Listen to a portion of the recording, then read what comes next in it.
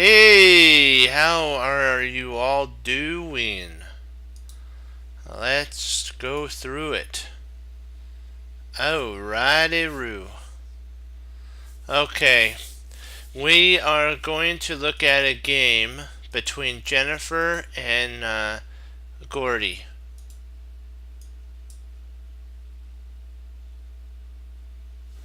Okay, Jennifer's black and Gordy is white.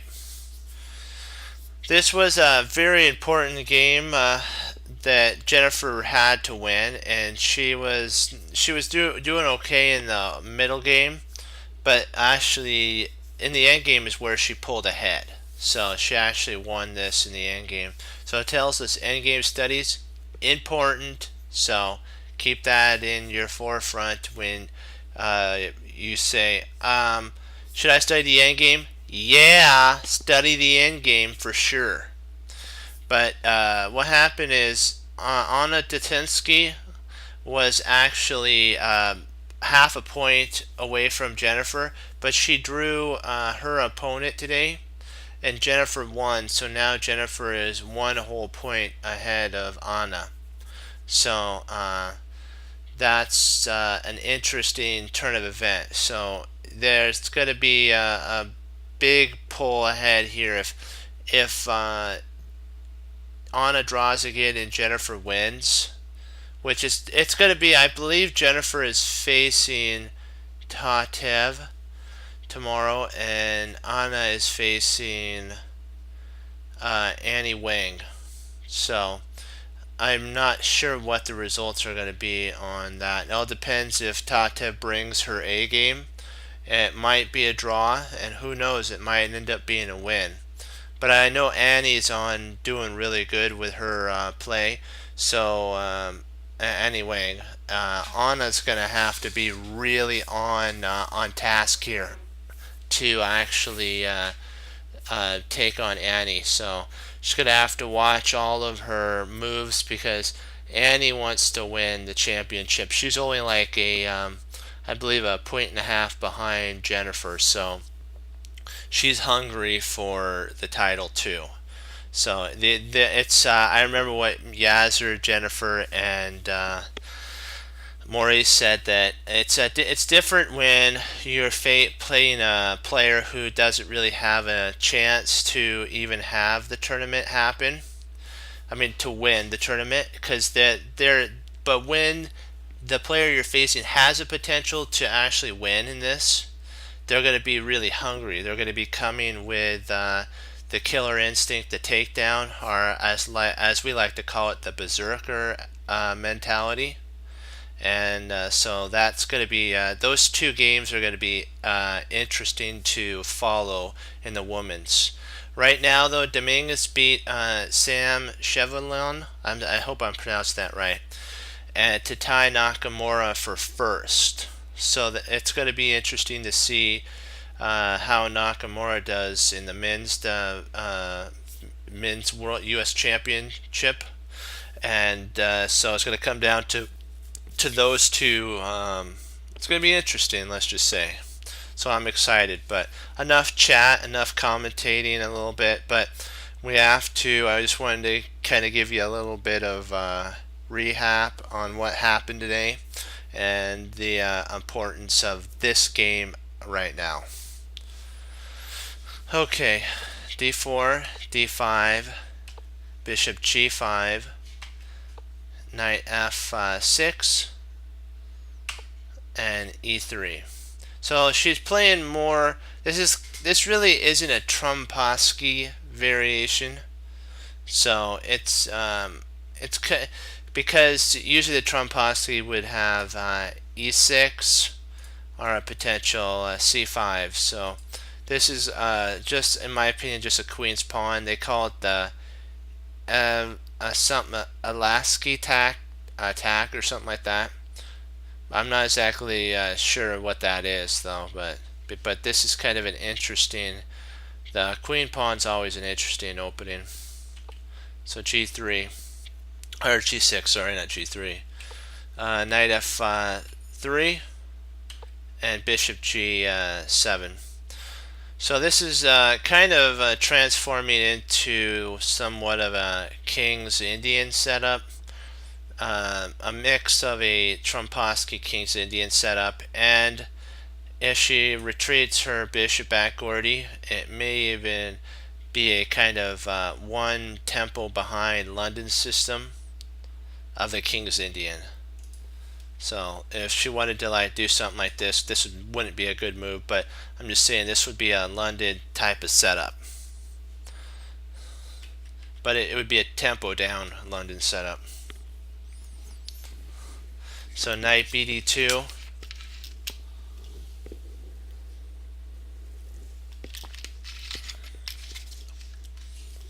Castles and bishop d3. Usually what would happen if Gordy... This is an interesting move because what Gordy wants to do is actually try to do a break in the center, because there's really nothing guarding d5. So like if here and here are... She can actually potentially take, the knight would take, and then this would be a pin. But if you're wanting to go for an attack, like a berserk attack, you're probably going to want to try h5. Hey Frank, how you doing? You're going to want to try h4, h5, and after the bishop goes to e2, and cause a little damage in black's position. And potentially, I know what she was thinking. Bishop d3 allows potentially for an e4 push at the right moment. Knight bd2. At this moment, this supports a take here on f6. So Jennifer wants to make sure if takes here, she can retake with her knight. She doesn't want to take with her bishop because that would waste the tempo putting it back. And when Gordy played d3, I didn't. The only thing I can figure is she's trying to go e4 and trying maybe to get a knight to e4 and then have some trade-offs. Have a couple trades, but I don't know. Castles. Ooh. I don't know if I like castling kingside. I think it's okay. But I kind of would try to have played this here. I probably would have played my queen up to e2 after potential maybe b6, trying to undermine on the c file, potentially castling, and then c5 potential here. I would then start with my attack on h5 here, and trying to see if I can't break down this structure, or maybe rather than that, let's see if we can't undermine the structure with e4. And then if takes, knight takes. If takes, knight takes. Knight takes, bishop takes. And then rook b2. And maybe we can get something similar to this, but you'd have to be careful of this fork on e5, so you really can't attack this rook. That'd be a good secure spot. So, but potentially you have actually knight c6, and so you're in deep water at that point. So castling kingside was probably what I don't know if castling kingside was actually a really well. What I wouldn't have done it, because I would have wanted to go for some sort of an attack. And at this point, you're going to have to get the position closed before you can start attacking on the wings. So I don't know about Gordy's idea of castling, if it was good or not. And c takes, d takes. Usually when your opponent plays like that and they've already moved their bishop, it's good for you to actually take, because it wastes a tempi on your opponent. And bishop c7, b7 here is a really good tempi use for Jennifer.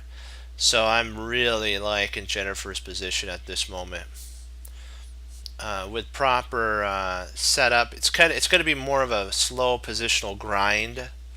Which, if you don't like that, you kind of, in my opinion, chess is a balanced game. You're not always going to get a berserker, the type of attacks I love to do, the crush, smash, and whop, bang, as Ginger Grandmaster Simon Williams says, the whop, wallop, and finish off attack, or the in boxing, the right, left, uppercut, knockout.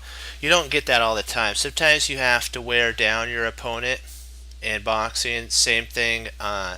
In chess, this is going to be more positional, because Jennifer is figuring this, that she's going to wait to take the center, and her center will, later on at the right moment, she'll strike potentially with e5, or potentially maybe knight e8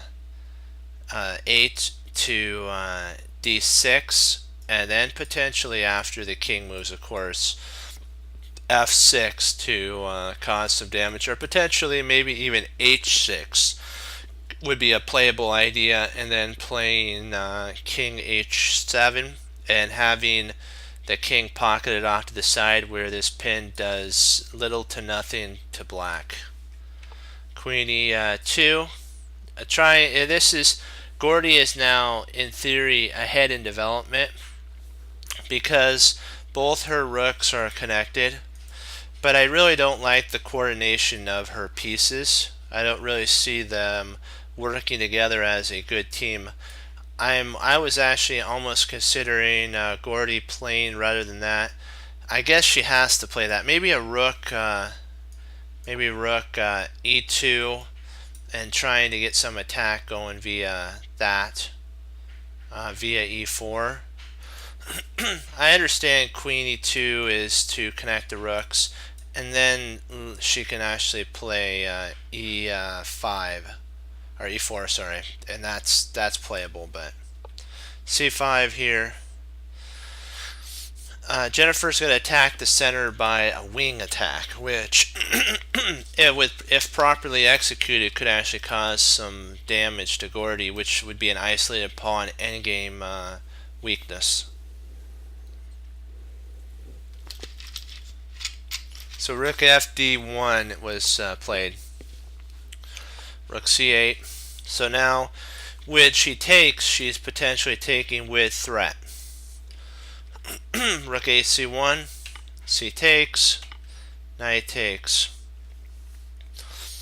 And now, this type of setup, e5 would have been an interesting line to have played, but where does Jennifer put her queen now? So I don't know if opening up the position at this moment was good when you have two rooks or two artillery units just ready to bombard you with cannonballs or artillery rounds right on you. That's just like asking for destruction on you. Rook c5 is not a. It's actually a really good move. I like it because it takes scope on this bishop. And now that's actually a. This is an interesting move here. I've noticed that a lot of players are starting to pocket their queens away since the game between Stockfish 10 and Alpha Zero.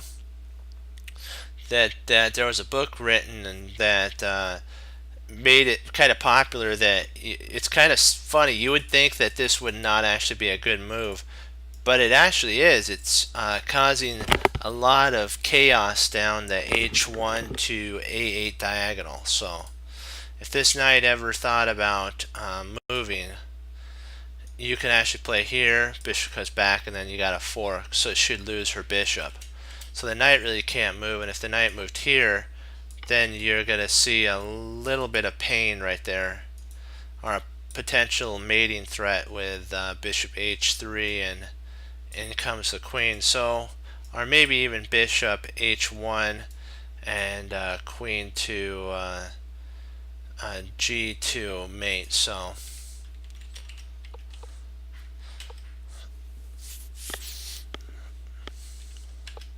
Bishop b5.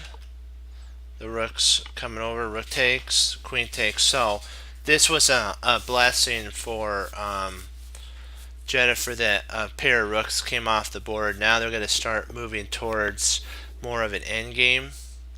So this is every piece that comes off is relieving the pressure on the center. Queen e1, knight b2, b8, h3, queen e4, and knight e5. Now an idea is potential bishop c4 and again putting pressure on c7. So a6.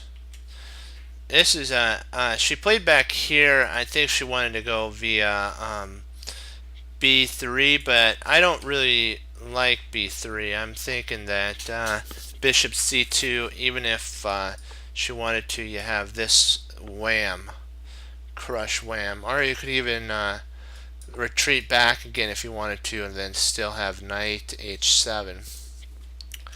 But I think a4 is too optimistic of wanting to put your bishop on b3, so b5, and now she's going to trade off a bishop pair.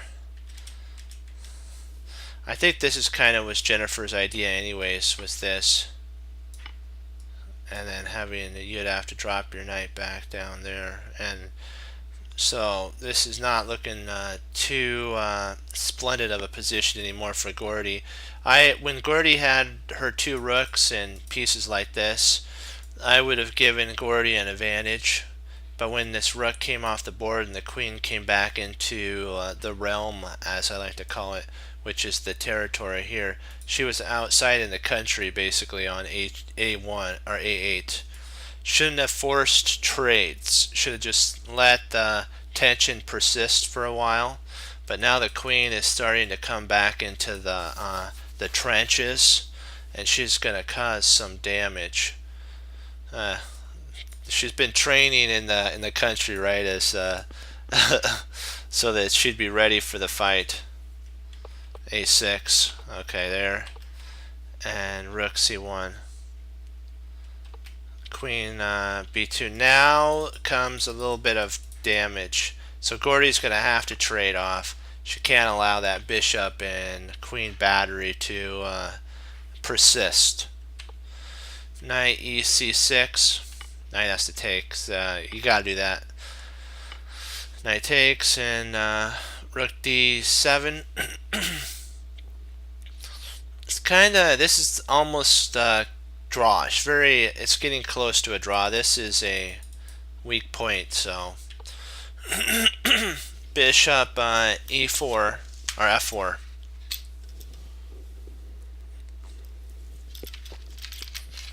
Queen queen takes a2. Whoa. It's a very Aikido principle. If they leave a piece behind, grab it. Knight b8. And rook d8 here. Rook c6. Rook e. She's now up a whole piece here. I mean a pawn. And this is really good for Jennifer. Rook a1. Queen e. Rook takes. Ew. Now we, but there is a pin here. So knight d5 is an interesting move. Potentially putting some pressure on the rook. Not right now, but I mean it's attacking the bishop. So bishop g3, queen c1 with a fork.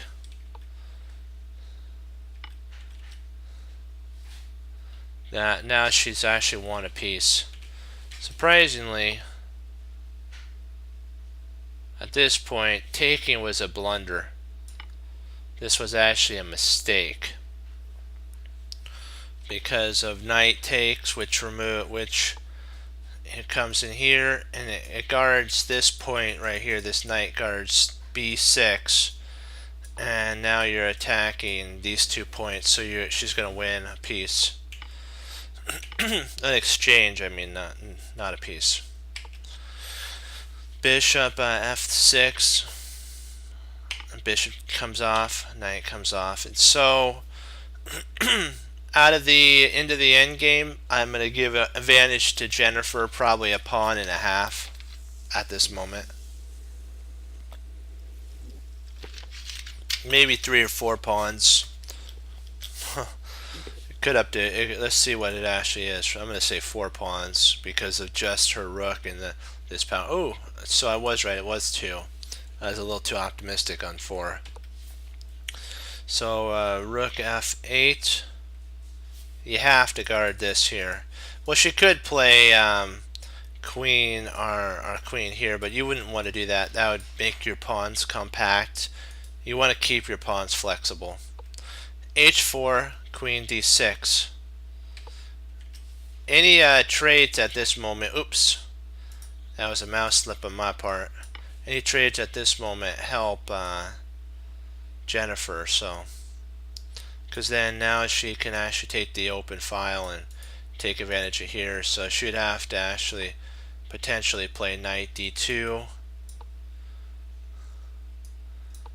and then in here, and now this pawn's gonna fall. So she has to keep her queens on the board. It's a necessity, not there. She doesn't have a choice. Gordy doesn't have a choice. She has to now keep the queens on to keep any solidity of her position. Rook c8, g3, rook c1 check, king h2, king g7, h5, f5. The queen's getting pushed back, and queen d1. Now the threat is actually a mate. There is no way to, well, I guess there is a way to stop mate. Queen f3, but then you have check, check, rotates check, king comes back, and then you win a pawn. So you're winning there. Let's see what the engine says. Yeah. Let's see. Yep, we had it right. Oh, whoa. So what's takes? What's this do to it? We're still up 3.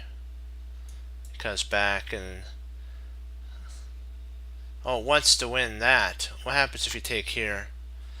Okay. Oh, okay. So you're actually attacking there. So that's not a problem. So I have to remember to keep scope on here. If takes here, knight takes. This is still readily about to fall. If knight takes here, rook takes, and I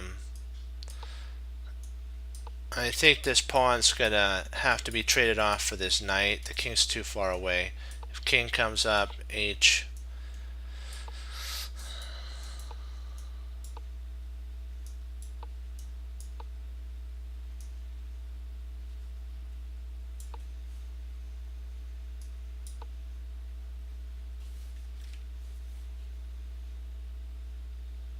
Yeah, so there we go. Are we all ready? Let's see. Everybody's ready and willing to start. Okay. Oh, we were looking at Jennifer, actually Gordy versus Jennifer today. All right.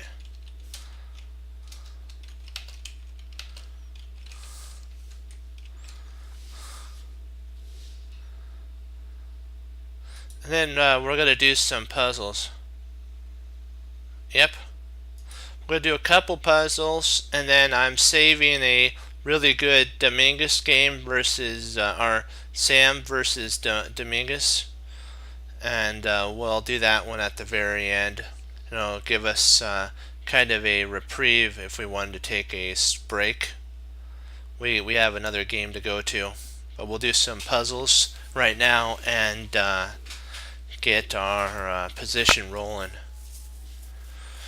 Okie dokie.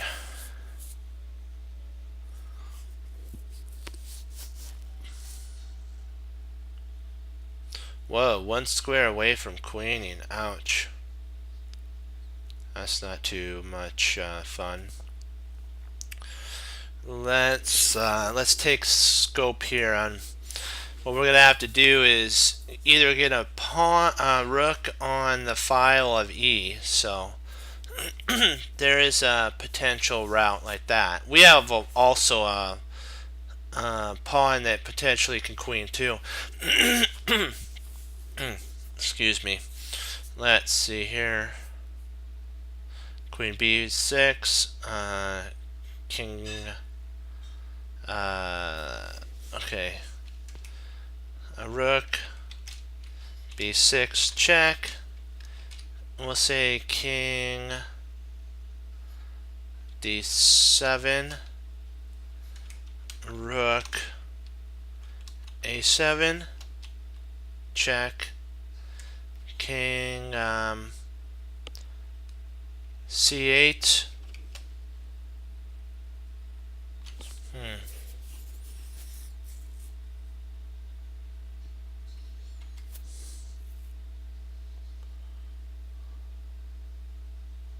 Yeah, I was looking at that move.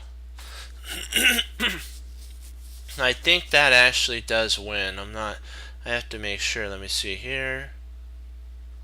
So there.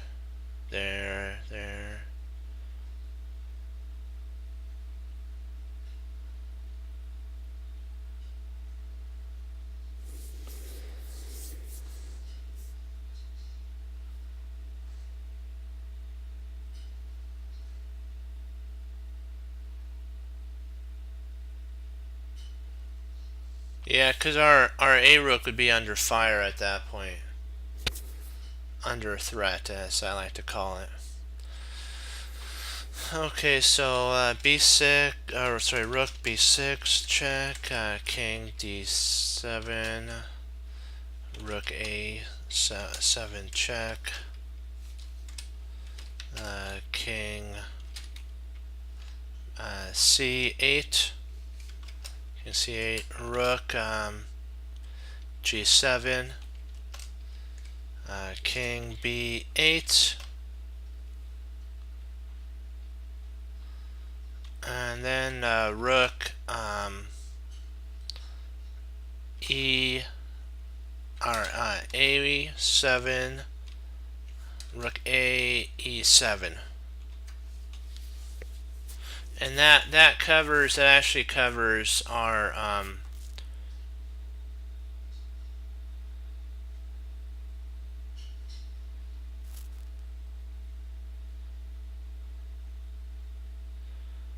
attack there. So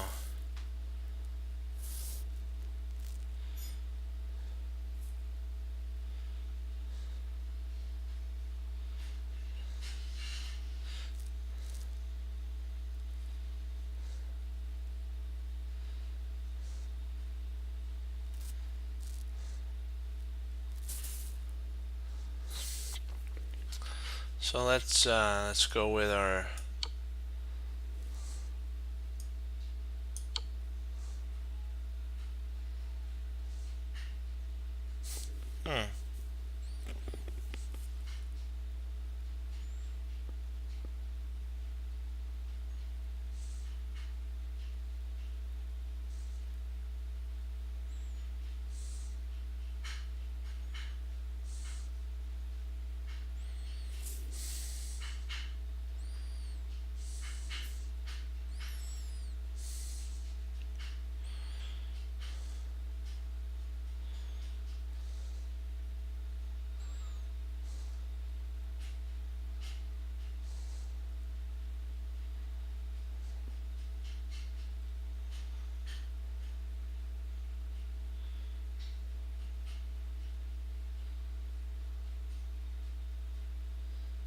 I'm actually considering rook G6. G6 here. I'm considering rook G6 with a mating threat.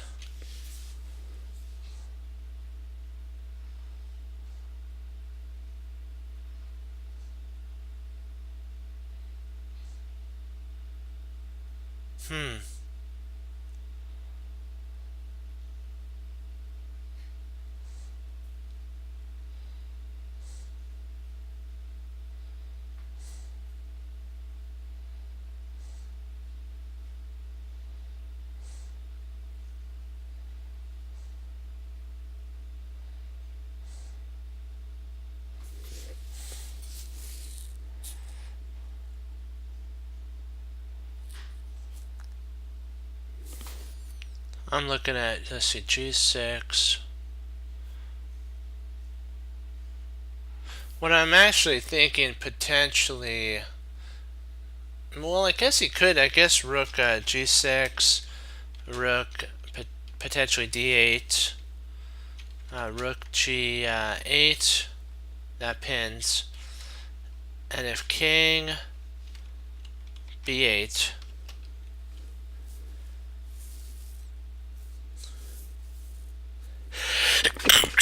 excuse me.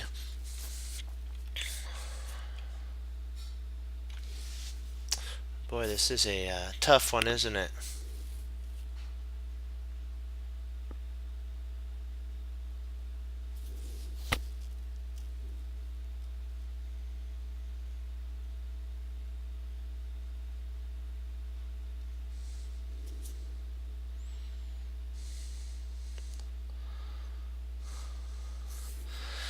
I really can't either. I'm going to go with that move. Queens, okay.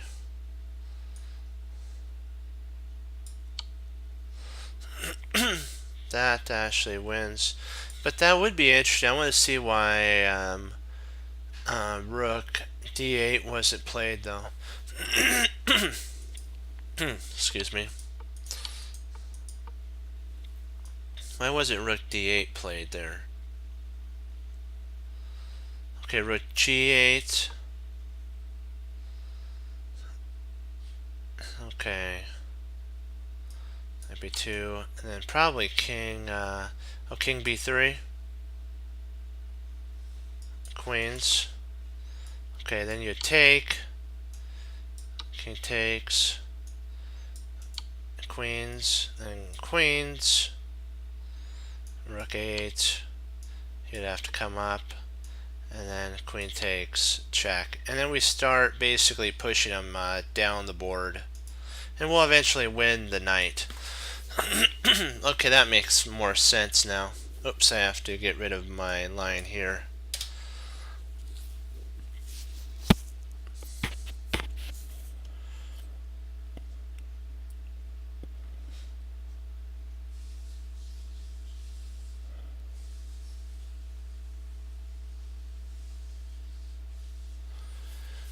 Let me see here.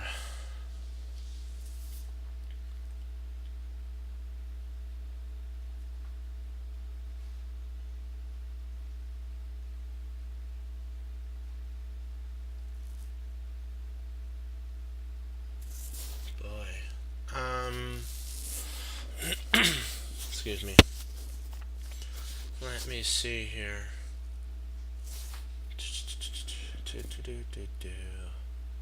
I want to take the rook, but do we have much after that though? Let me see.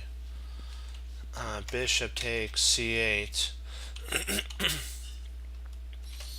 Queen g1. Check. King to a2.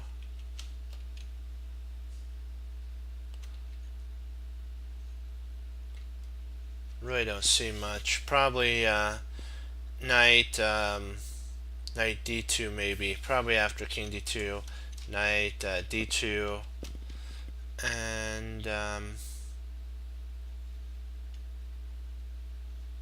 queen b2, potentially with a with an idea of perpetual, but I don't think so. I think I think that might be he might try perpetual. Our opponent might try perpetual in that line.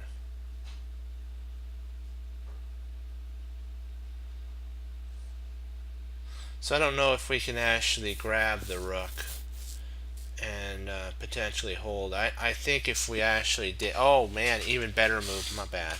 If we played bishop, if we played bishop takes c8.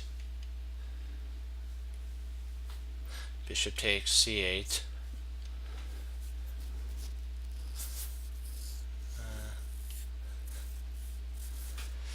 Let me see. Bishop takes c8. Yeah, d2. Oh, knight d2. d2. Yeah, I was looking at that, and that just scares the living daylights out of me there. That's just a scary thing you don't want to walk into right there.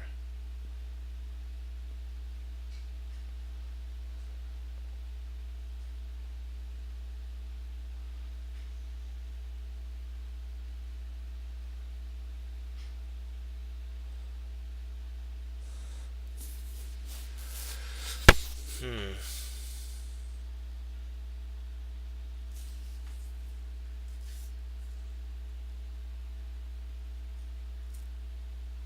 Bishop e6 or d6.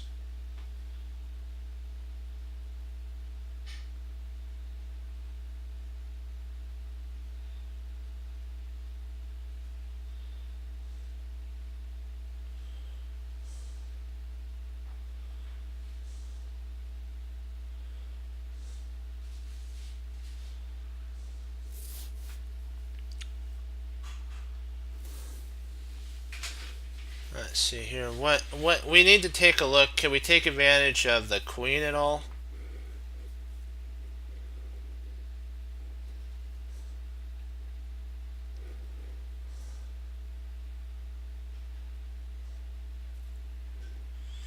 Let's see.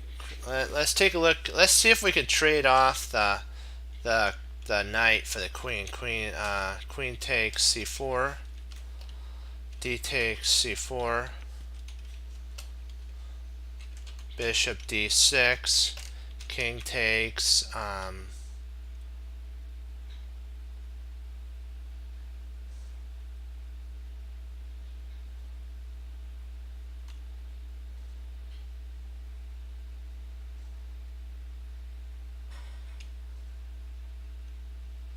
maybe not d takes. Maybe rook takes might be a better idea.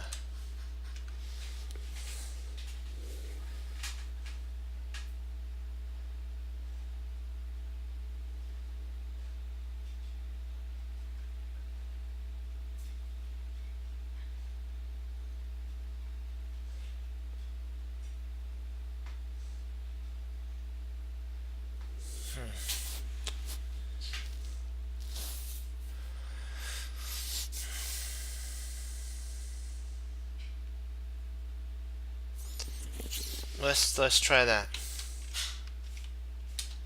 Let's try it. Let's try that again. Rotate c8. Rook.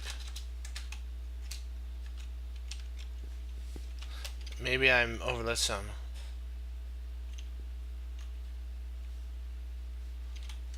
Knight d2. Check.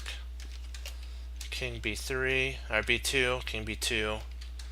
Knight takes b3.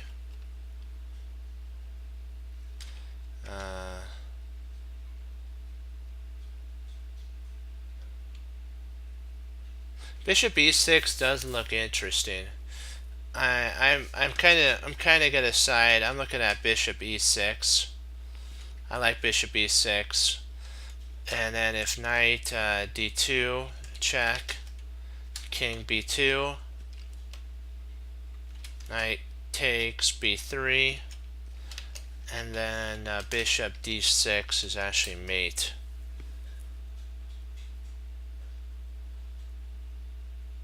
But I'm wondering which we have actually a couple moves. Could we which do we want to go bishop h5 or bishop e6? That's the one thing we have to consider.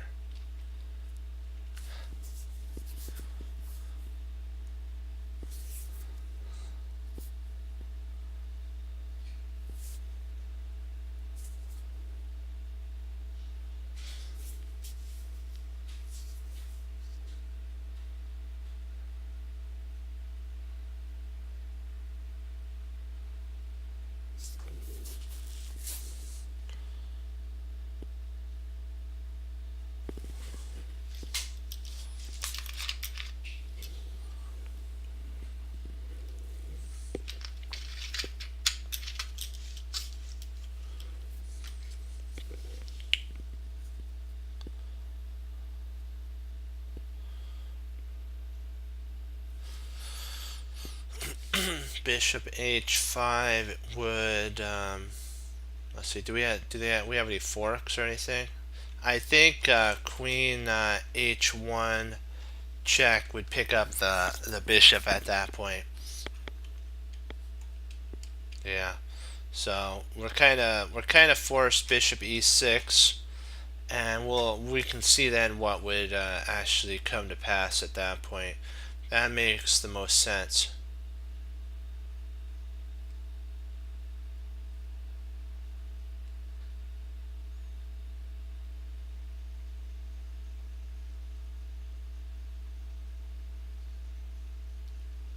That's a great. I'm glad bishop e6.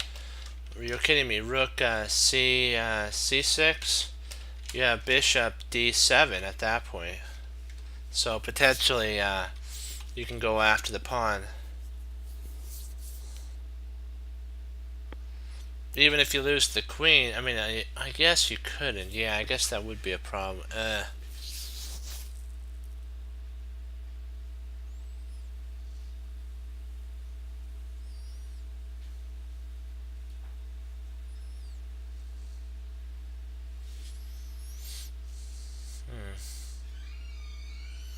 What are we missing? We're missing something because I know we have to hold that pawn. We have to hold. We have to hold f7. I know we got to hold f7 because that's our last line of defense for mate. We have to hold that.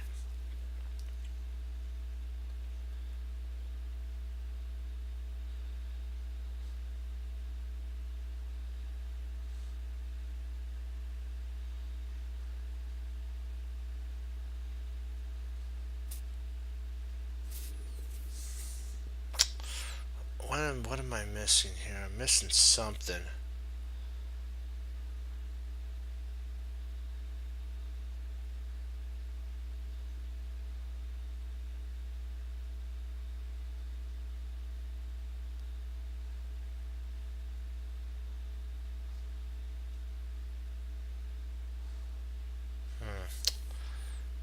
H7 is a vital. I know H7 is vital, so we have to find a way how to actually hold that spot.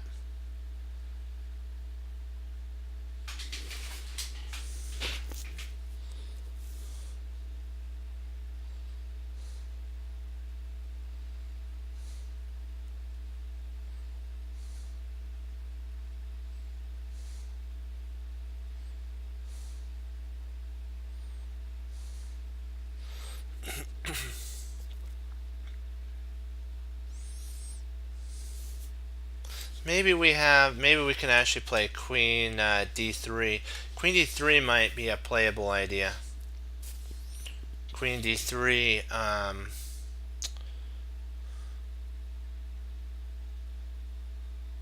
And then we're threatening the rook.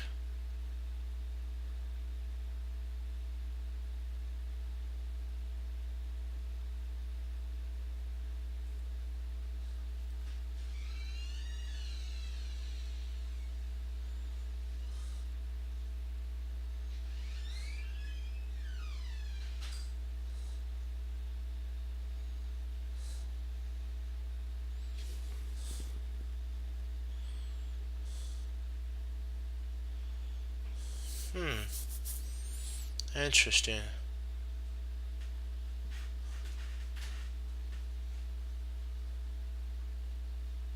So bishop c8. I mean rook c8. Yeah, bishop c8. Knight d2. King b2. Knight takes. Bishop e6. Knight d2.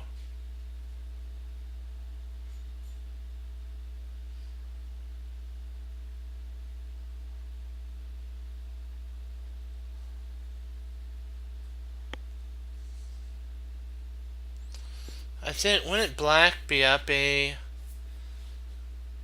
Well, I guess we could win the knight in that category, huh?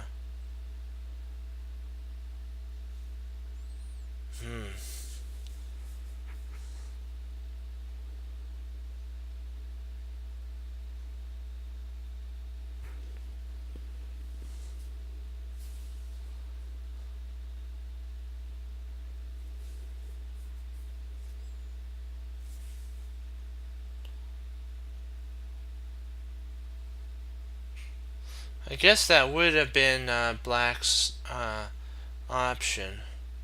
I mean, white's option to start with anyways.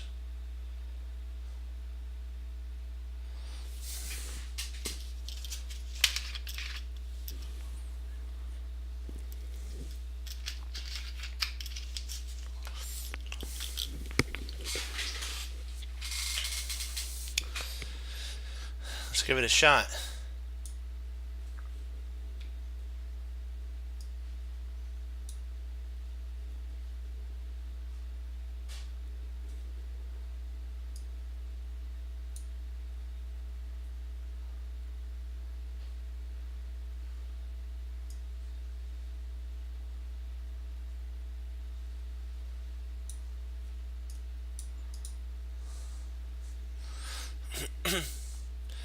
Yeah, because we end up winning, but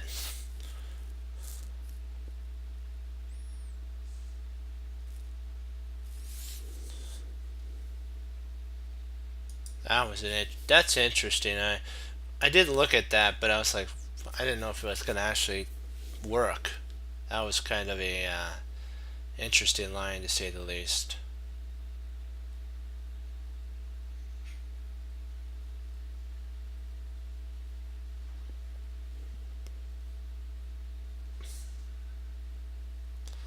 Is it something to do with B4 check? Is there something to do with B4 check?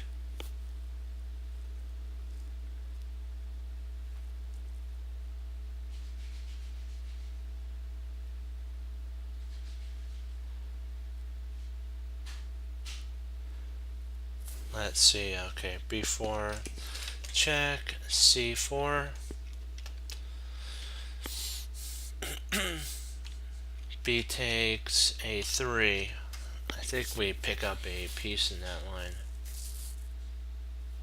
And the pawn is still pinned, so when the pawn takes back, we win.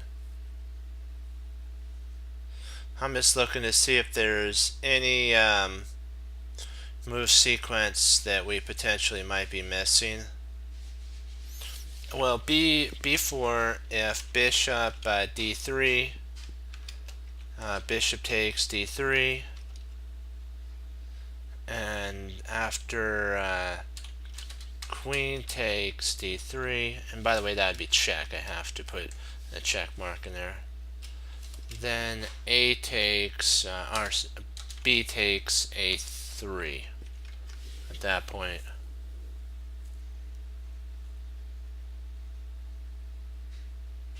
Really don't see anything wrong with B4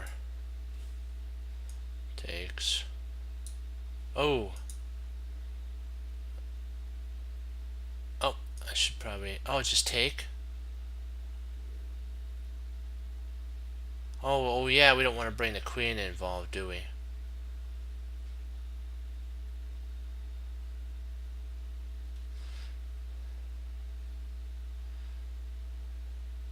Because if bishop takes, knight would take on A6, and then he'd have to waste a move getting his queen involved. If bishop took, we actually could take the knight here. Interesting. But we'd probably want to take the bishop because then he would trap ours. Yeah, okay. Drat. That was my thing. I thought for sure that taking and winning would be okay, but oh, interesting. This should be a draw here. I vaguely remember this.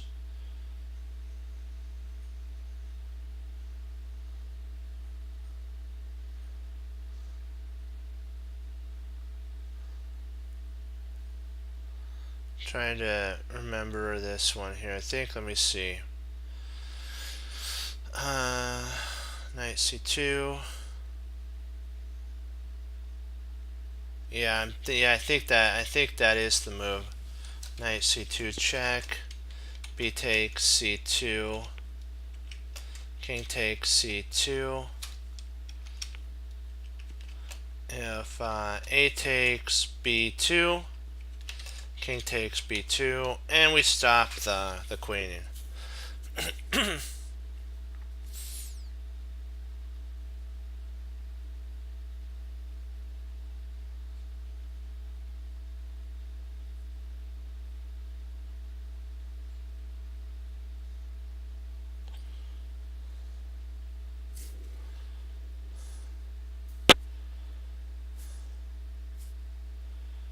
Bishop c3.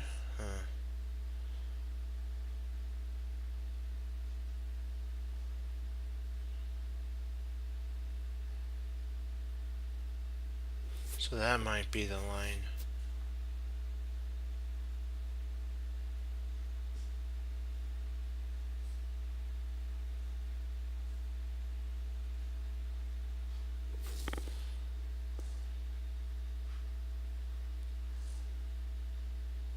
The bishop is very vital on b2. So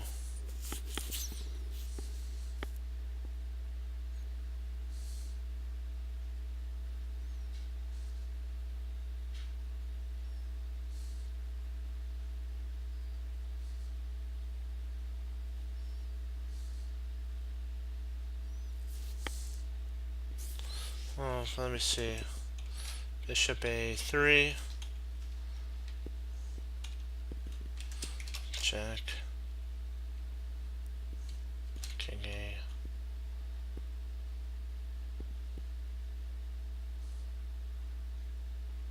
King a4.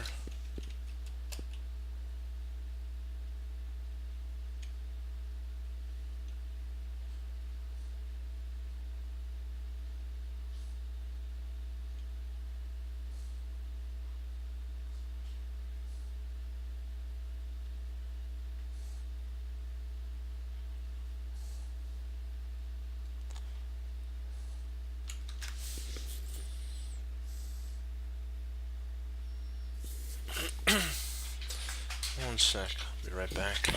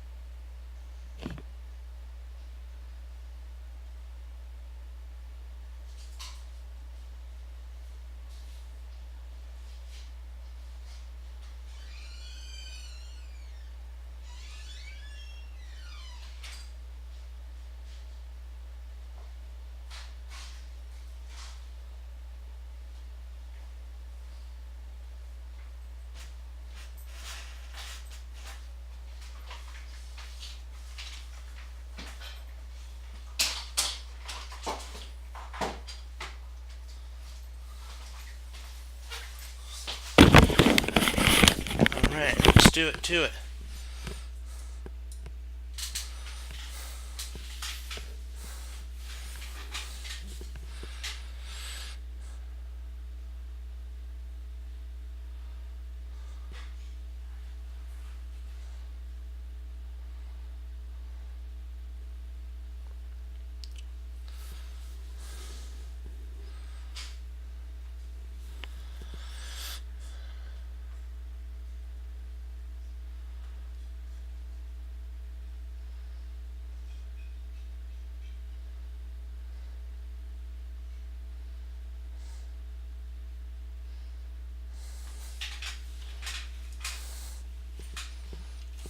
Knight takes b3 would be interesting here. Knight takes b3. And I think that would be a draw, but do we want to draw?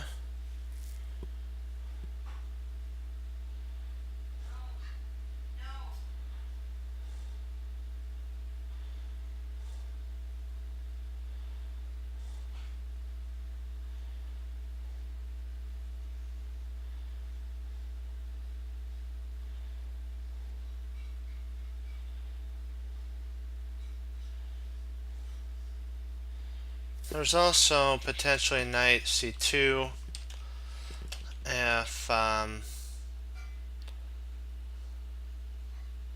not knight takes c2, knight c2. If b takes c2, so I'm thinking b takes c2, king takes c2, and we hold at that point.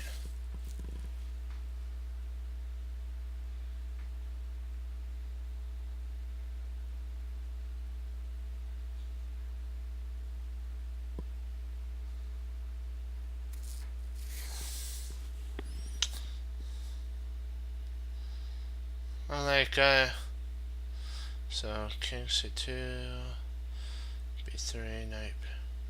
But hold on.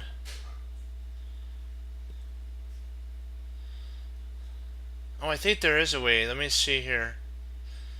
Let's see. Hold on. Frank's line, yeah. King c8, c4, and then b3, knight b3. Oh yeah, that is mate, isn't it? Drat. Good thing. Good find there. That was a tough one. That was mate. Cause in here, otherwise it'd be a draw. Hooray! Good work. Good work.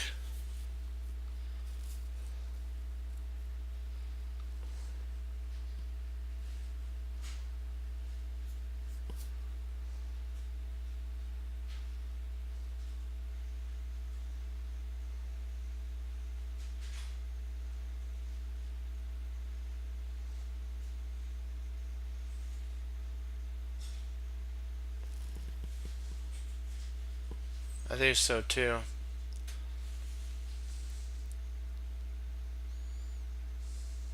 Yeah, I think it's this line here. Rook takes f8. Rook takes f8. Rook takes f8. Rook takes h6. Check. G takes h6. Queen takes h6. Check. Maybe that's it.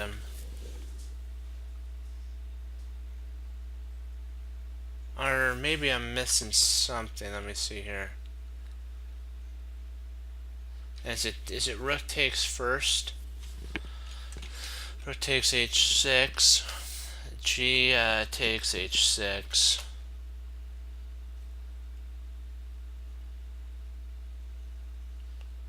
Yeah, so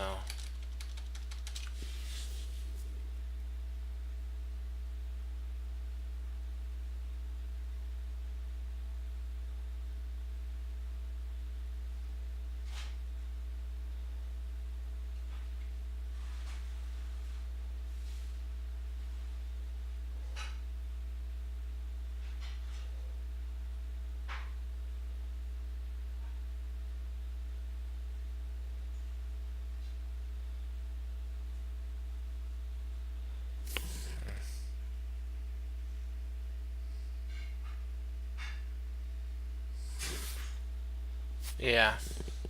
I don't know. Did we get it right?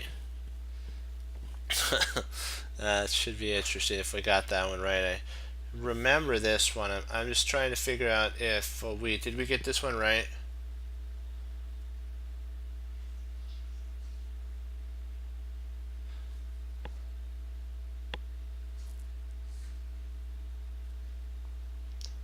Let's see here. It has something to do with a sacrifice. I know that. I'm just trying to figure out which way. It's been this one's been a little bit of time, so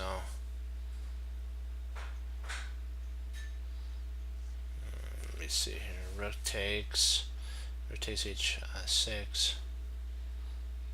Oh, f6. Oh yeah, that's right. That's right. Yeah, that is right. Let's see here. Rook f6. Was it rook f1 to f6? f6.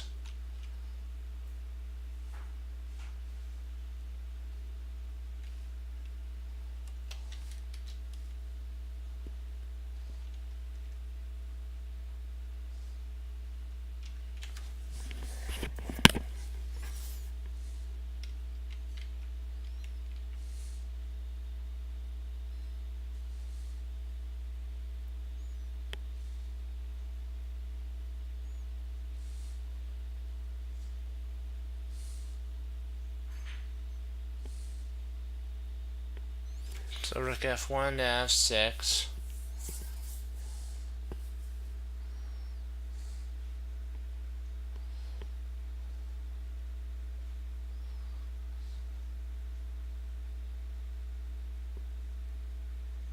Oh, pawn takes at that point. Okay, pawn takes. Okay, okay. Yeah, I see it now. I see it.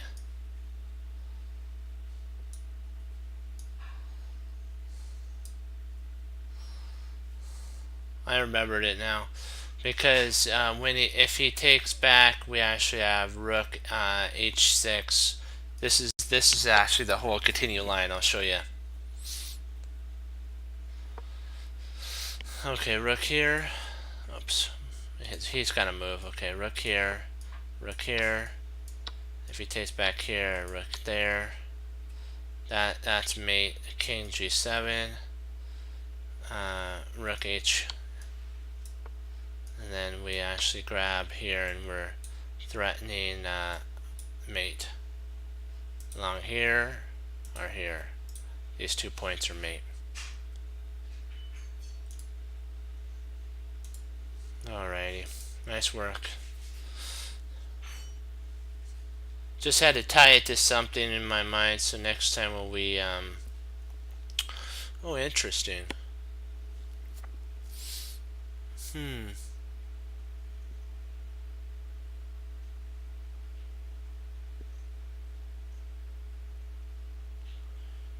See, first idea is knight f8 check. King would go to g8. So we have to think about where do we want to go after king g8 at this point.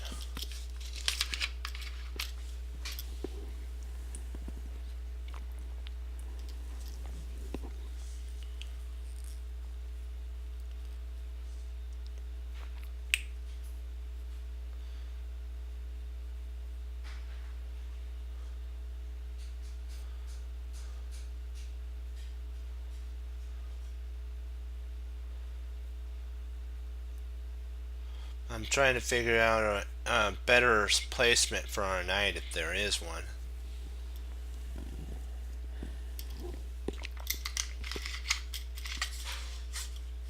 Let's see. Where can, after the king goes to g8 when we are on knight f8, where would be a good spot for our knight? Let's see. Knight d7, king goes back. No, we don't have anything. Knight g6. King goes back to h7. King goes back to h7.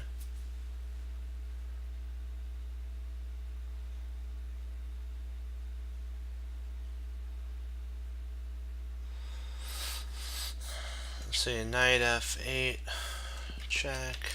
King g8, knight g6, check. King h8. But I don't, or h7, I don't know.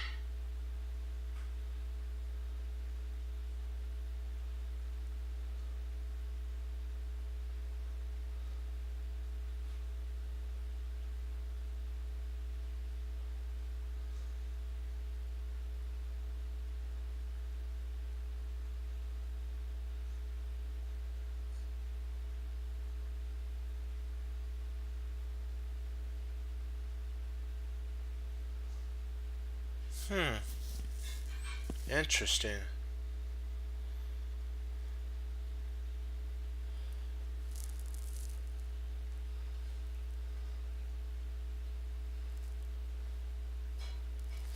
Let's see. So knight f8, check. King G8, F5, if G6, knight takes G6, check, king H, king G7, and then queen to H8 is mate. Interesting. Yeah, I'm liking this move here.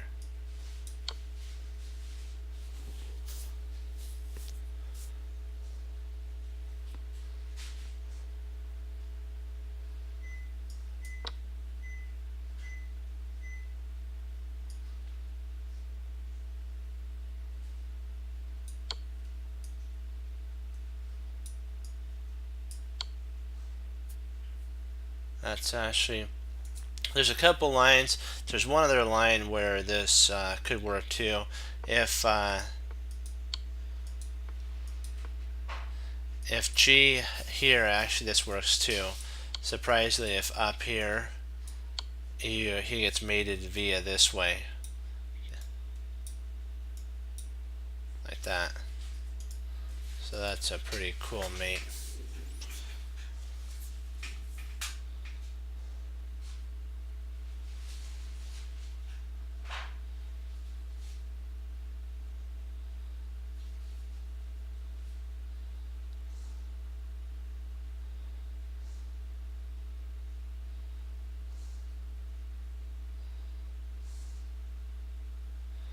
Alright, this is a study on winning a queen. Let's see here. Knight D7 check, king D5, C4 check, king D4,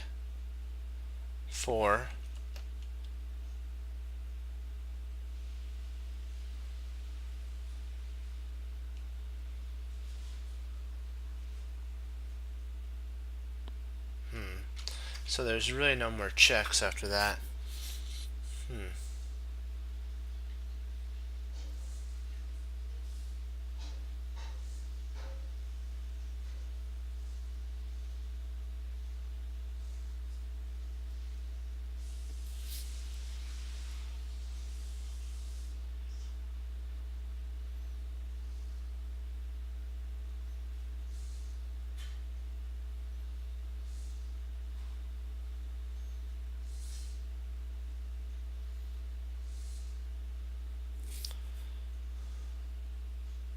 Hold on, let me see.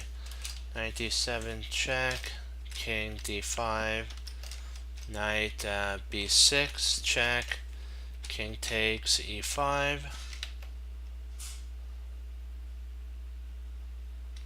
knight C4 check, king F. If king F5, we have G. If king F5, we have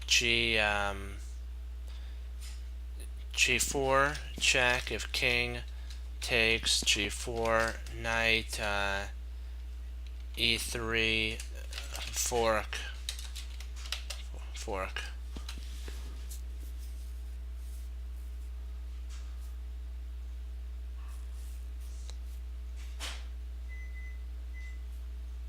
What do you guys think about that line? I believe that is the line there. I believe that's the line that wins.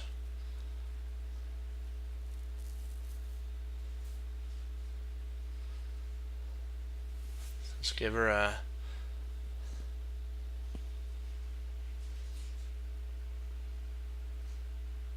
okay, let's see here.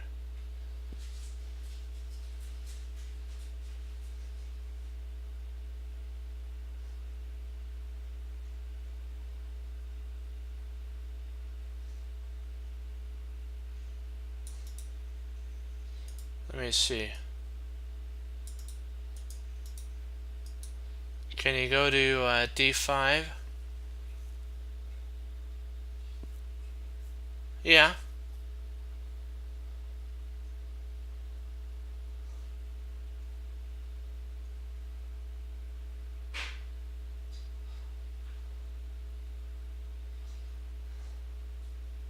I think it gets mated in that line though.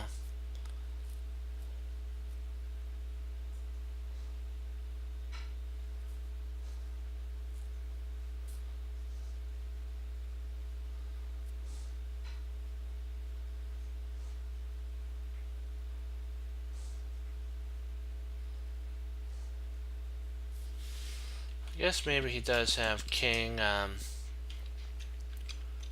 d6 maybe.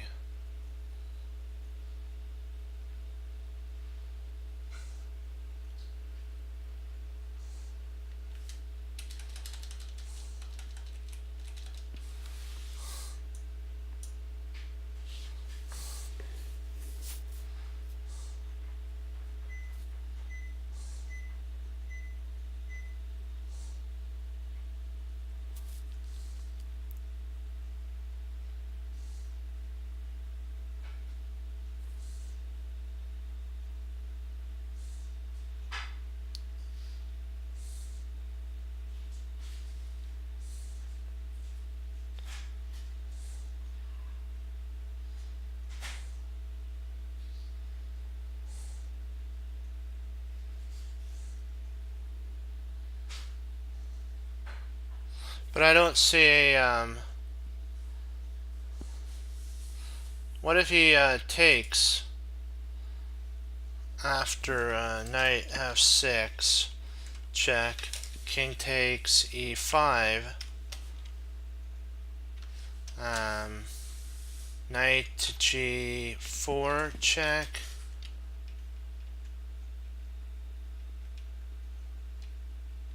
knight g4, interesting, if king, hold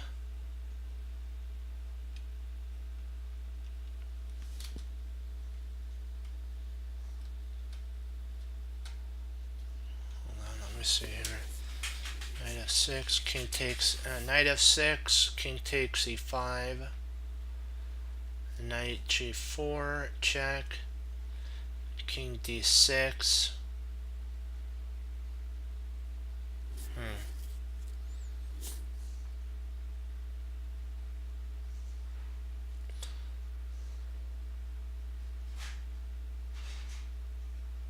No, I don't think that's the way. I think it has to be knight b6 here. Knight b6, king takes e5. I think the way that the b6 is actually the only way that wins. The other way lets him out. He gets out if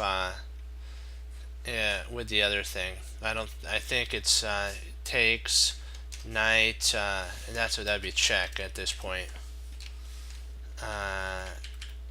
King takes there, knight c4, check.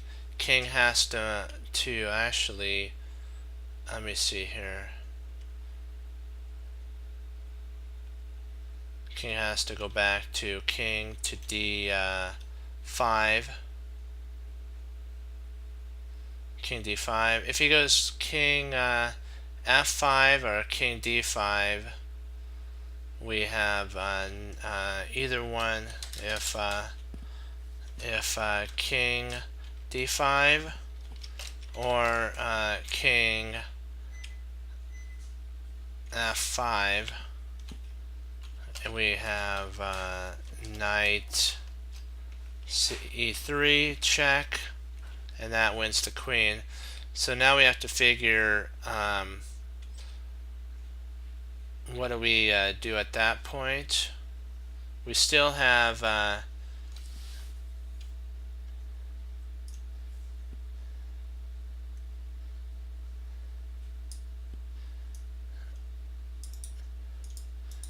if king, pause, if king goes to f4, we have bishop g3 maybe at that point.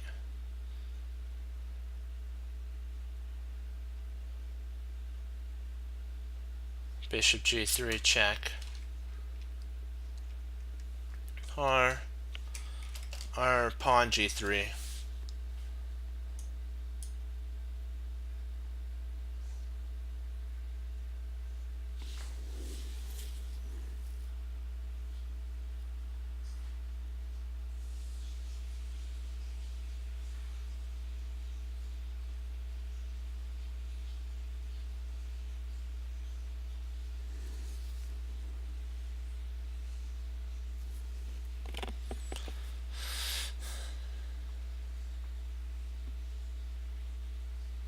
Do we go back?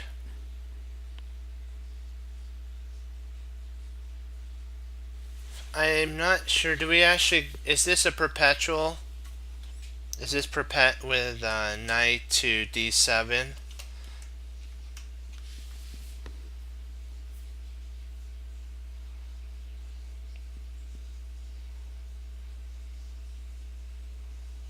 Is this a perpetual?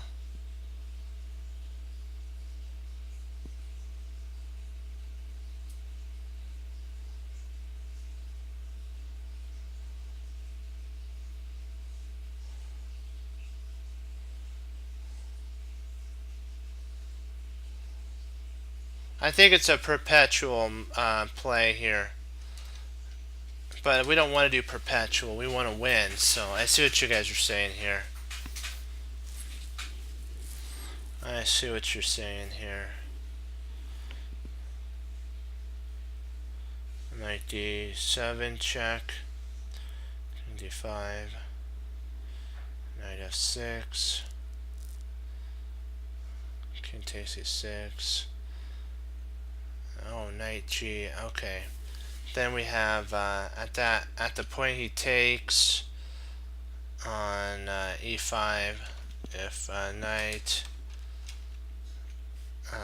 If let's see here. I gotta put this line in.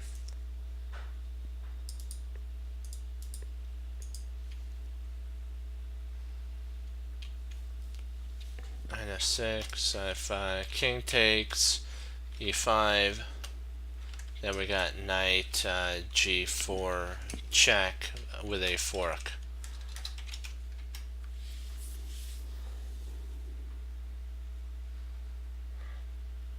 I just want to make sure that we're not missing anything. I don't really see we're missing anything, so.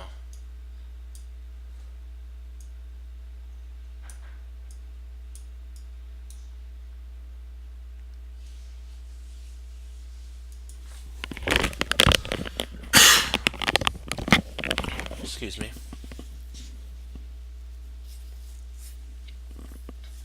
One sec, let's just see how we're doing on time here. Perfect, okay. We got enough time. We'll do about 3 or 4 or more.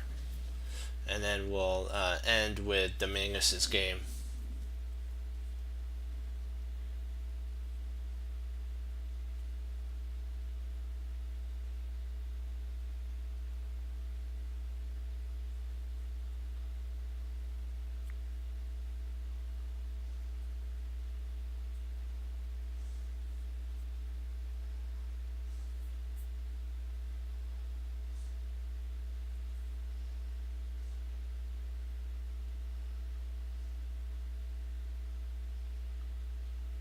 The queen's actually got one spot to go to.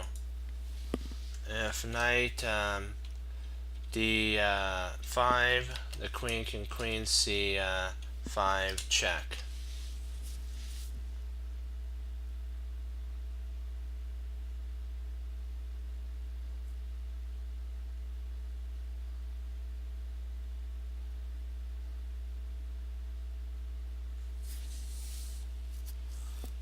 I guess, yeah, I see what you're saying. Bishop e3.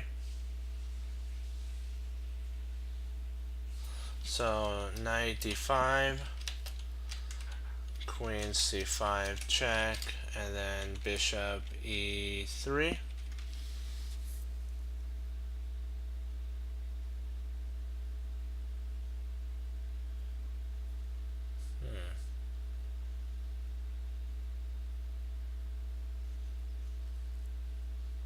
Well, a5 Yeah, a5 is covered by queen takes a5, so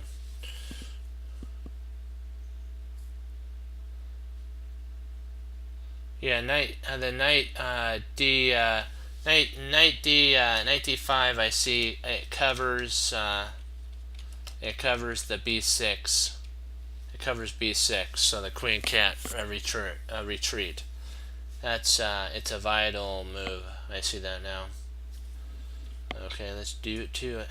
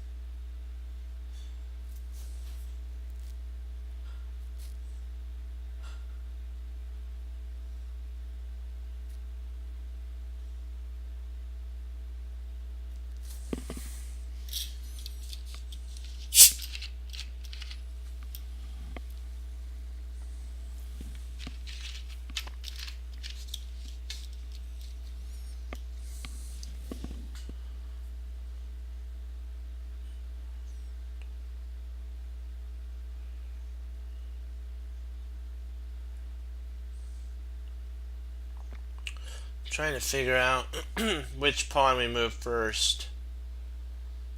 There's b3.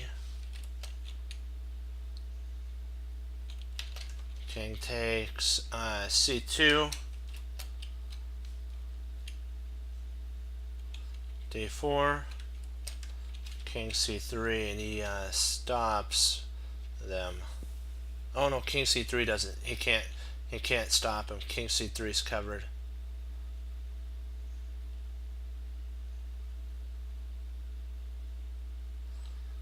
So you can do b3. King takes c2.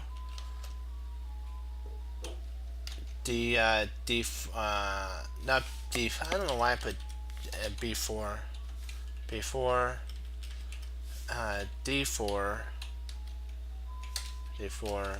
King takes b2. d5. King c3. b4. King c4.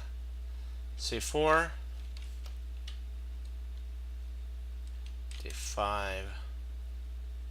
Maybe we have to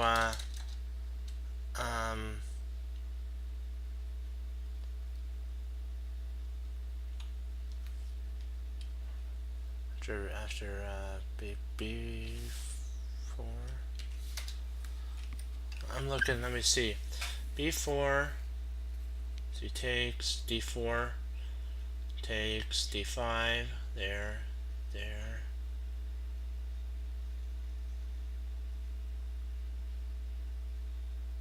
So b4. King takes c2. d4. King takes b2. b2. d5. King c3. d5. d6. C takes d6. b5. I think he holds. I think he can actually hold.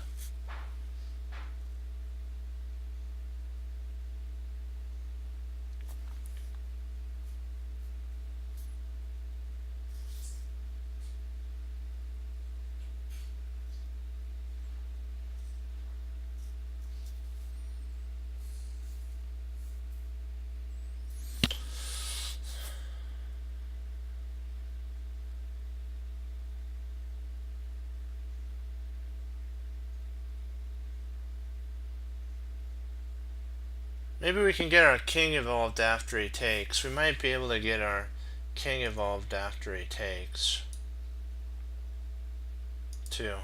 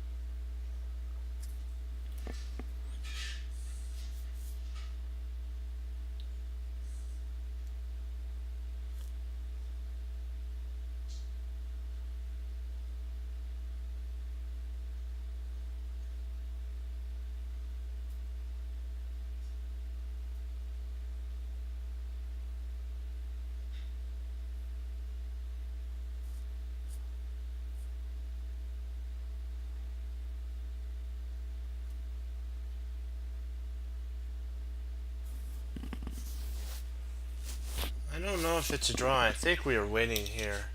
We just have to find the right idea.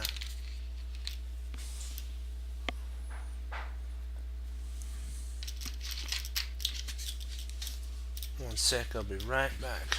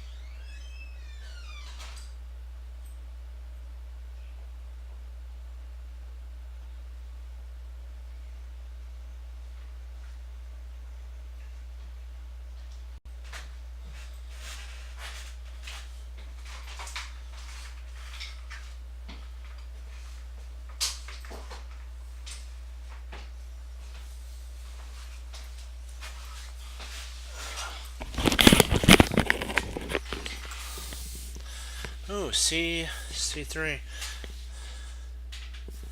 Nice. Let's go with C3. I think that's the best move there. Because there's a couple moves that could possibly be. Okay. When he comes here, C3, if king there, I believe we can bring our king in if takes. I'm thinking C4, and if takes here, we can actually get our king involved, I'm thinking, and somehow, if like king b4, king there, if checks here, king up, and king a5, and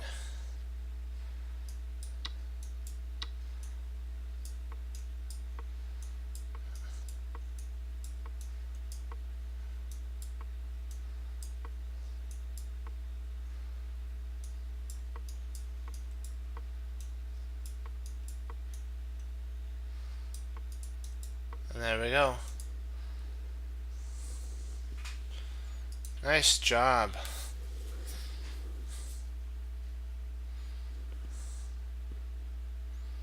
Yeah, we solved a couple 2900 level ones too. I think it was last night. We solved like two as a group, so we're up to the super status of puzzles now.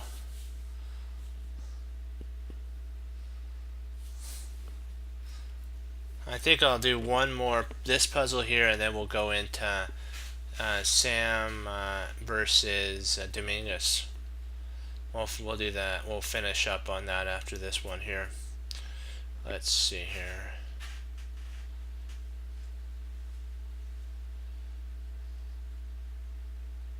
How do we check? We have to check. Let's see.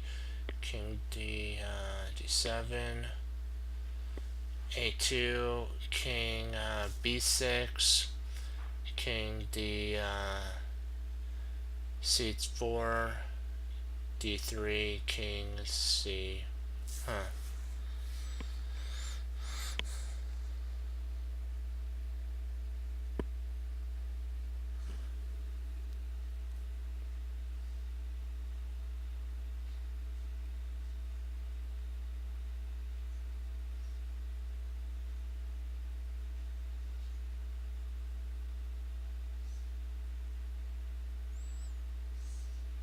Oh, I'm thinking it might be C. Yeah. Yeah, it feels like C4. I was thinking that too. C4 check. D takes C3. D takes C3. A2. C4. King takes C4. Bishop F5. Bishop F or F6. Bishop F6 maybe.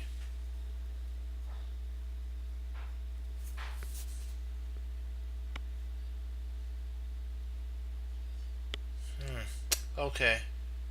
I see that. Yeah, he could take, couldn't he? Yeah, that wouldn't be nice.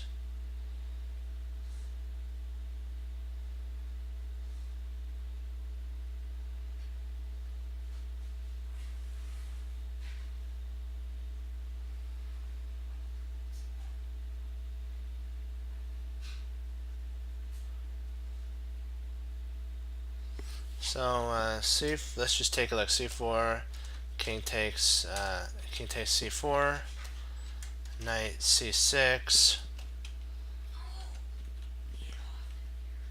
A2,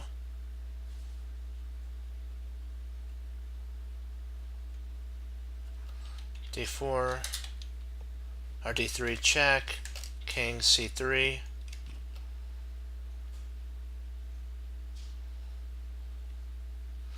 Bishop E1 check. King takes C2. I don't know if we win in this one.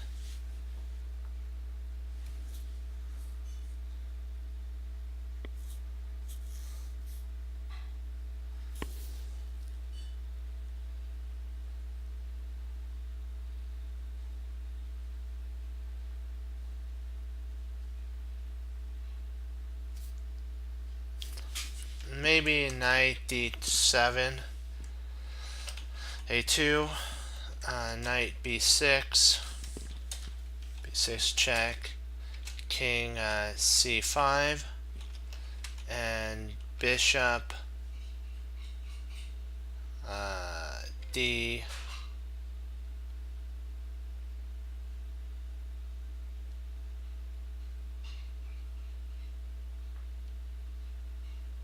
Yeah, we catch it with the knight move. Yeah, we catch it with the knight move. We do.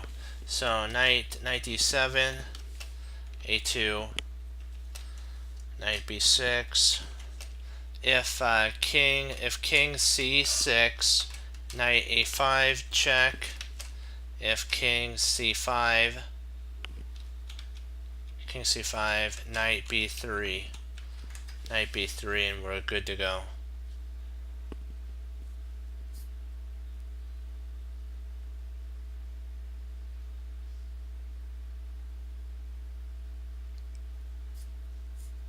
Yeah, we do. We catch it.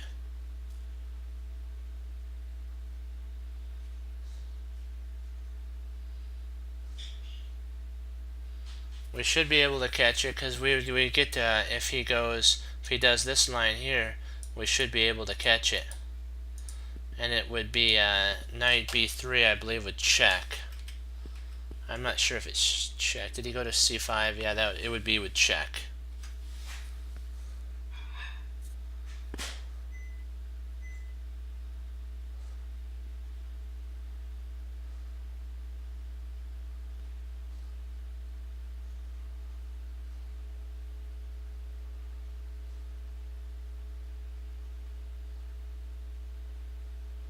Let's see, knight d, b.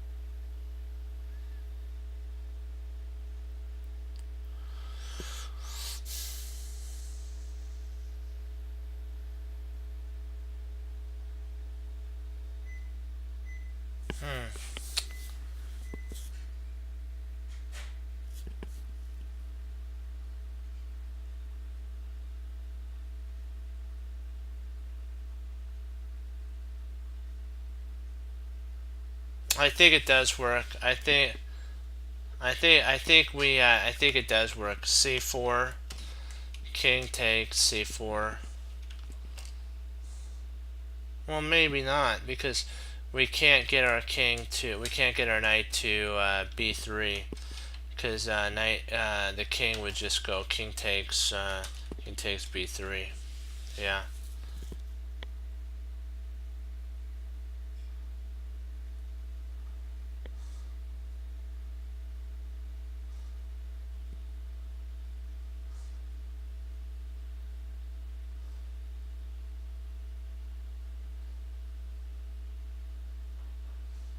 Oh wait.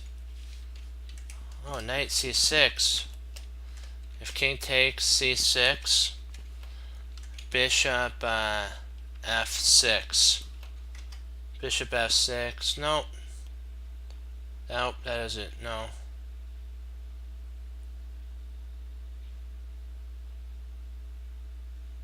Nope, that doesn't work. That doesn't work either, because he'll just move his king back to d5 and kind of say thank you for the knight.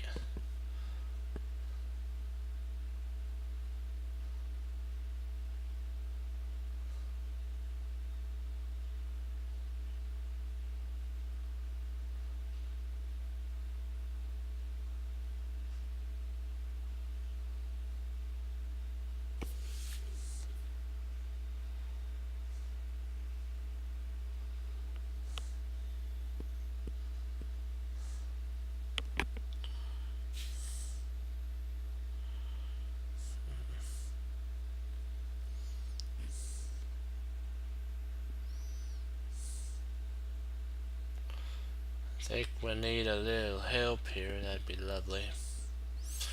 Let's see.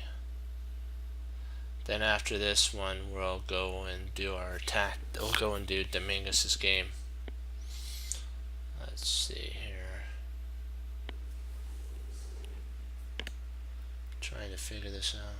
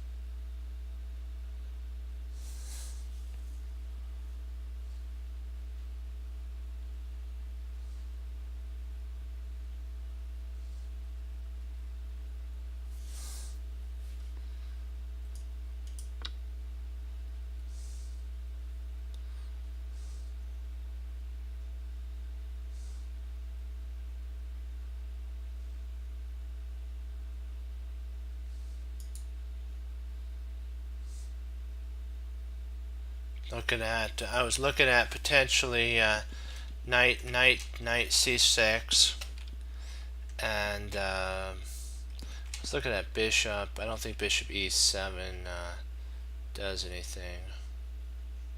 Maybe bishop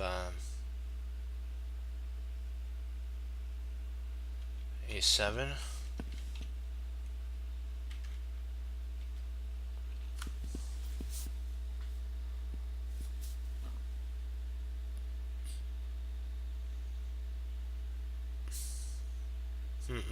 That doesn't work.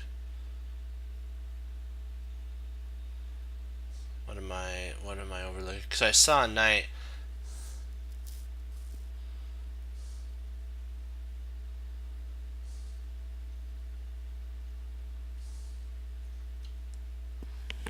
I saw a knight. The knight moves, so.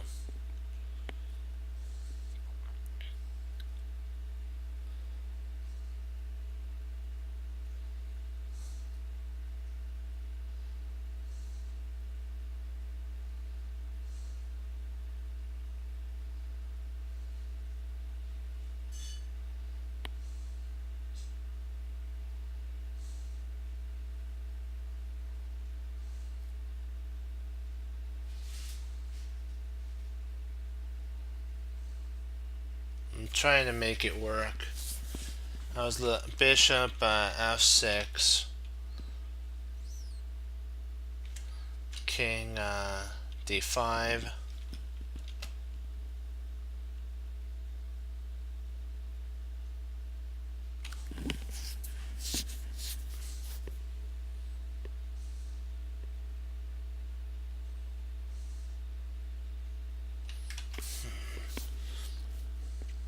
How do we make it work?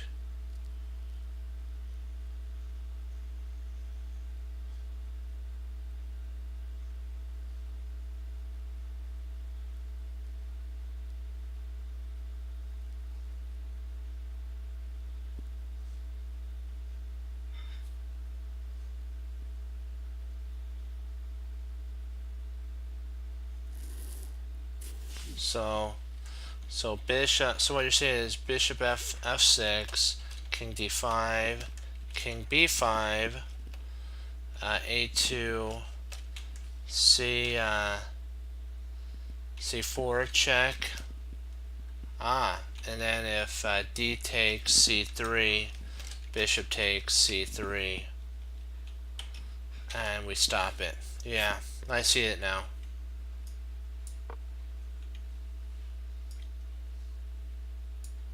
Oh.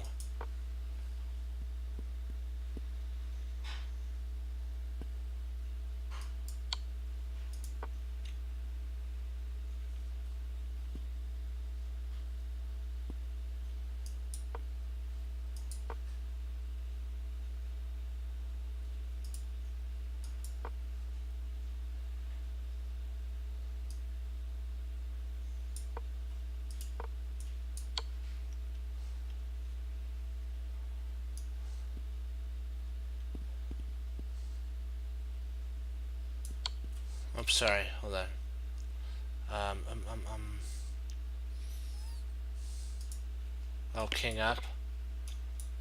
Oh, that's mate. Okay, let's try that again.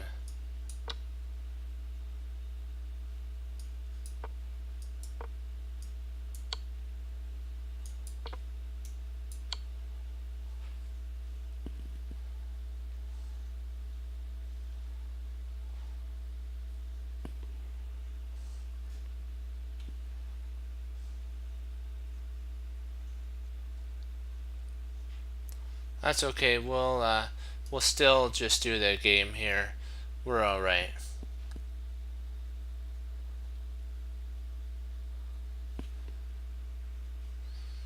Okay, so let's do it to it.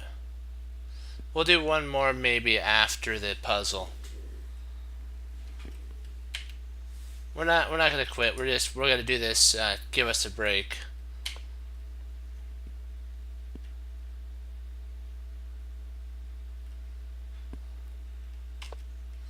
Knight f3, d5. So Queen's Gambit declined the Tarrasch variation. Tarrasch variation is pretty popular.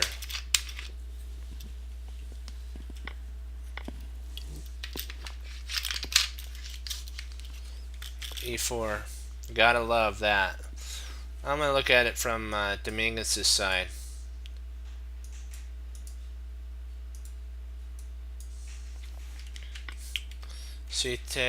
Knight takes c3, b takes c3, c takes d4, c takes d4, and bishop b4. I'm gonna make sure I didn't do anything. Good, still there. Okay, bishop takes b4, and d2 takes, queen takes, and castles. This went to an endgame where there was a I think Sam made a couple inaccurate endgame moves. Castles and b6.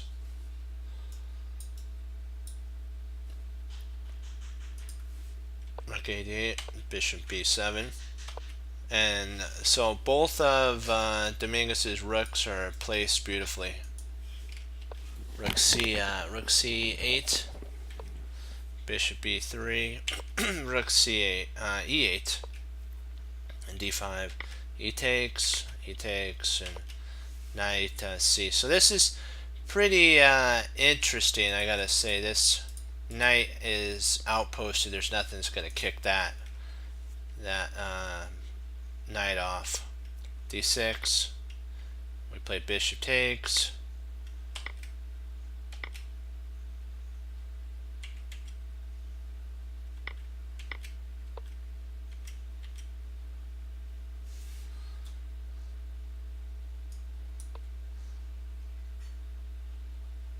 Why did he play d6?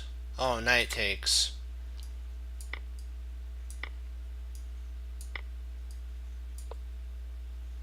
Ah, nice little tactic there. It's double protected. So if here he would be up basically a piece and a minor piece. Interesting idea there. That was deep. That was deep.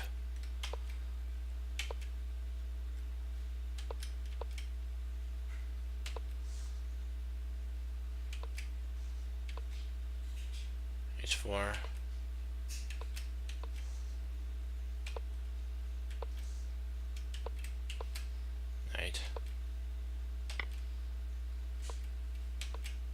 check. H1.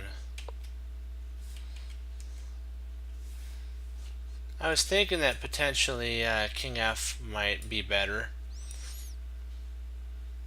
but yeah, you gotta always be on the watch for this.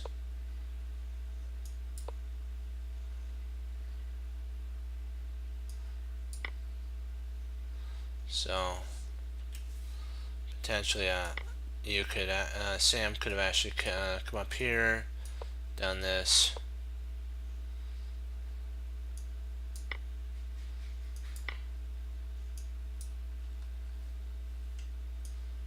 Bishop back, and Dominguez would have been up a whole pawn, so I don't think he wanted to go down that route. Takes rook c7.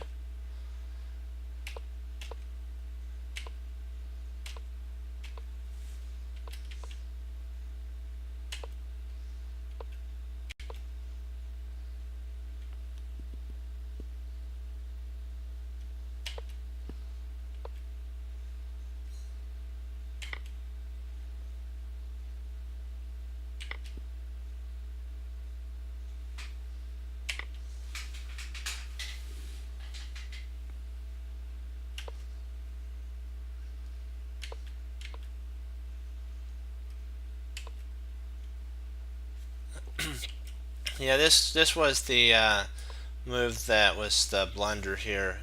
King up's best, because we're going to try to get our king involved via this way.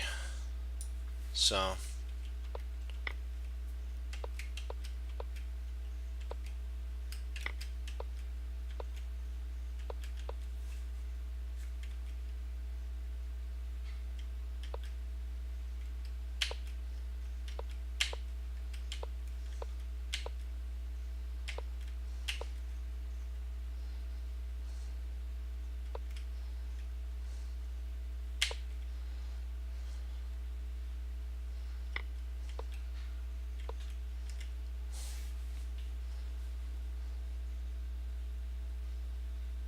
taking this here.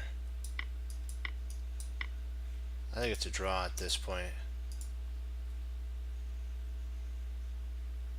Yeah.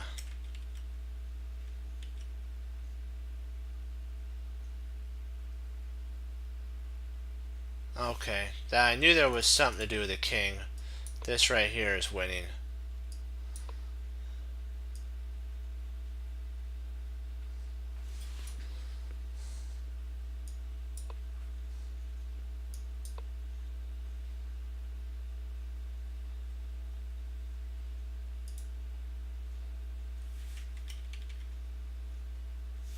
So king up. Wow, that does go pretty.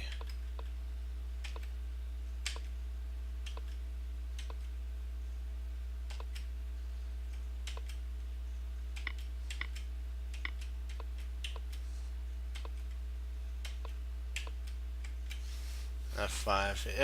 It was this put Dominguez tied with Nakamura. We'll do one. We'll do one more puzzle. One more. And then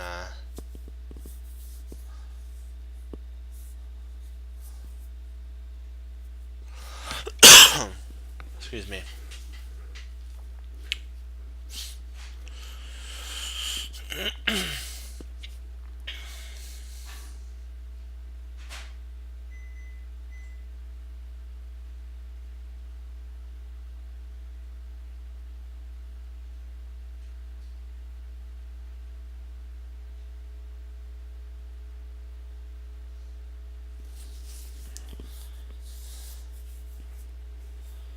Almost abhorrence me.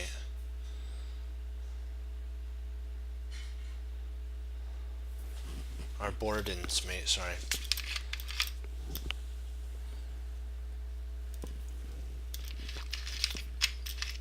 I believe it's the Blackburn's mate that is with the two bishops. Those are very cool mates. And The oldest one is the Arabian mate, the knight and rook. Gotta love that one.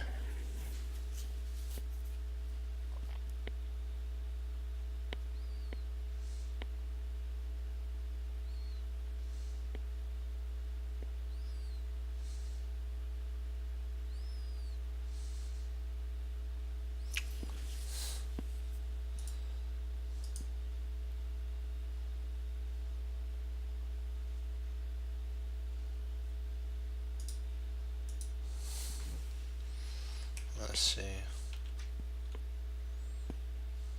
I think our opponent can get out. Queen g5, check. King f2.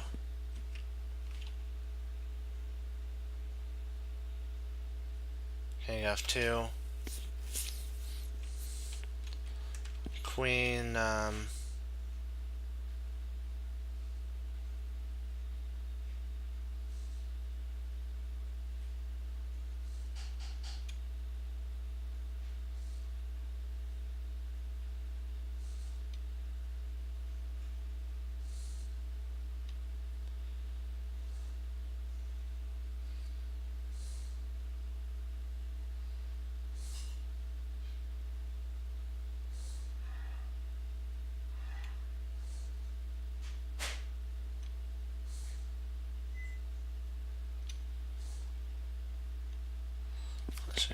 king f2.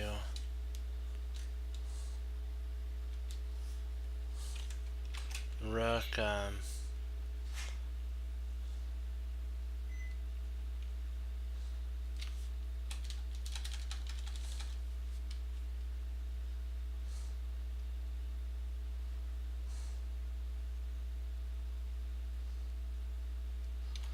I'm thinking maybe rook e8 right away might not be a bad idea.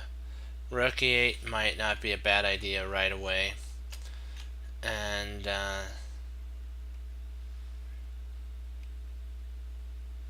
rook e8, rook f2, and then queen to queen g5, check, and then king h1, and then I think he's safe at that point. Not good. Yeah. Ay, ay, ay.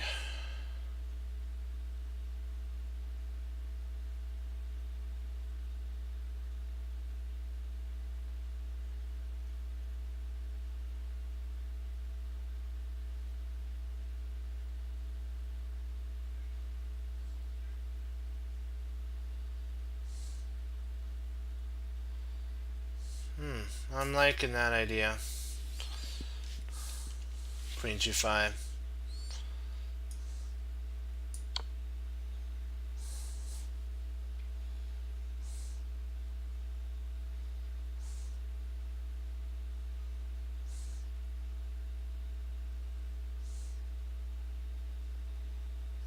Rook e8.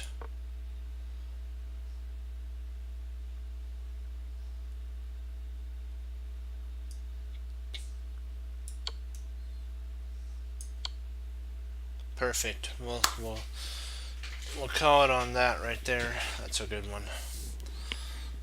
That's a good spot to. We're back to where I believe we priorly, almost where we were. Let's see. Yep, we got our points exactly back.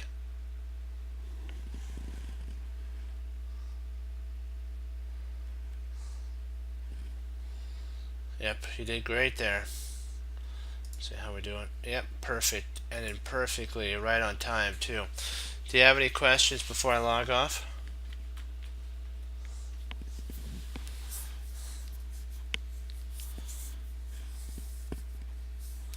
Any nope, okay. Any questions? Play the grub?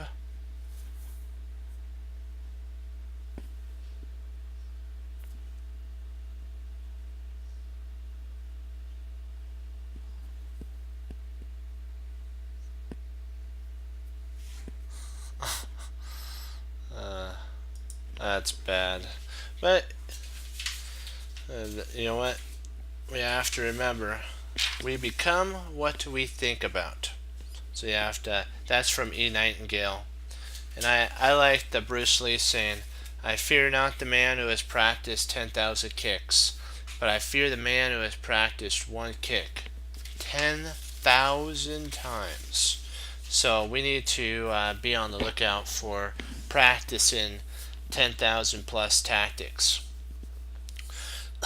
That would be fun. But you know what? We have to remember, like what Rusty when he told the little engine, if you think you can, you will. If you think you can't, if you think you can't, you won't.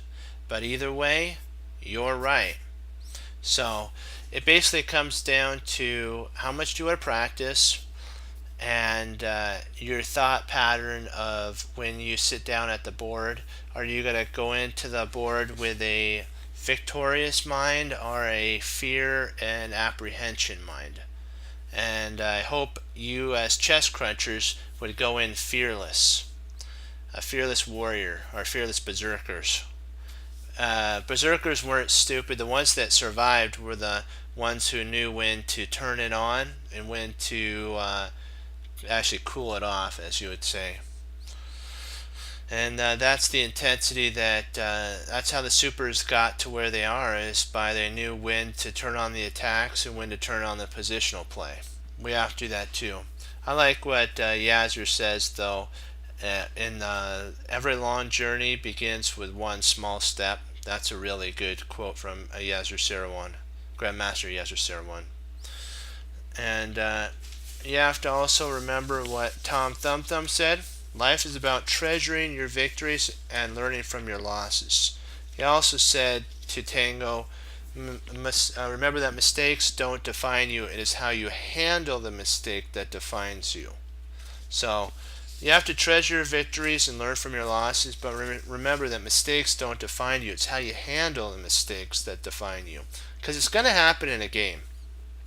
Do you let it do you go with the mistake, which means that you push with it? If a plane's going down, sometimes the best thing to do is to go with it, then you come right back up. Our instinct is to pull up, but sometimes we have to go with it. What that means is say to ourselves, we made a mistake, that's okay. What do I have to work with now? And let's go with what I got.